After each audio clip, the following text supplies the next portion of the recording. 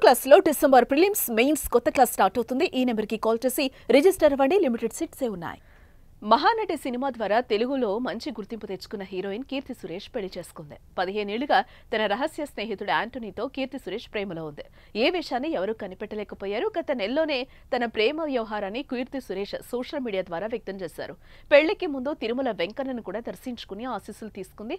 ఇక కీర్తి సురేష్ యాంటోనీ వివాహ వేడుకకు సంబంధించిన ఫోటోలు నెట్టింట్లో వైరల్ అవుతున్నాయి. కీర్తి సురేష్ వదిలిన ఈ ఫోటోలు ఇప్పుడు సోషల్ మీడియాలో అందరినీ ఆకట్టుకుంటున్నాయి. గోవా వేదికగా ఇవాళ జరిగిన ఈ వివాహ వేడుకకు ఇరు కుటుంబ సభ్యులు అత్యంత సన్నిహితులు మాత్రమే హాజరయ్యారు. హిందూ సంప్రదాయ పద్ధతిలో కీర్తి సురేష్ వివాహం జరిగినట్లుగా తెలుస్తోంది. అలాగే క్రిస్టియన్ పద్ధతిలోనే పెళ్లి జరగనుందన్న టాక్ కూడా వినిపిస్తోంది. ప్రస్తుతం కీర్తి సురేష్ పెళ్లి ఫోటోలు నెట్టింట వైరల్ అవుతున్నాయి. వీటిని చూసిన పలువురు సినీ ప్రముఖులు, అభిమానులు, నెటిజన్లు కొత్త జంటకు అభినందనలు, శుభాకాంక్షలు తెలుపుతున్నారు.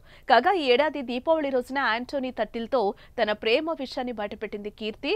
15 ఏళ్ల తమ స్నేహ బంధం ఇకపై జీవితాంతం కొనసాగుతుంది అని ఇద్దరు కలిసిన ఫోటోనైతే షేర్ చేసింది. ఇప్పుడు పెళ్లి చేసుకుని తన జీవితంలో కొత్త అధ్యాయానికి శ్రీకారం చుట్టింది.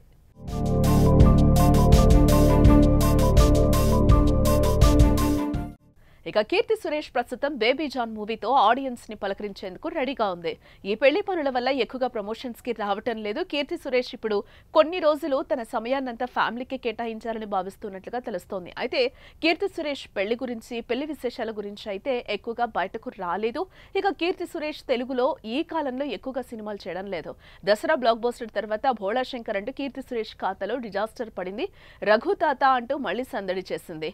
ఆ తర్వాత కల్కి 2898 ఏడీలో బుజ్జికి వాయిస్ ఓవర్ ఇచ్చి సందడి చేసింది. ఇప్పుడు ఆమె ఫోకస్ ఎక్కువగా బాలీవుడ్ మీద ఉన్నట్లుగా కనిపిస్తుంది.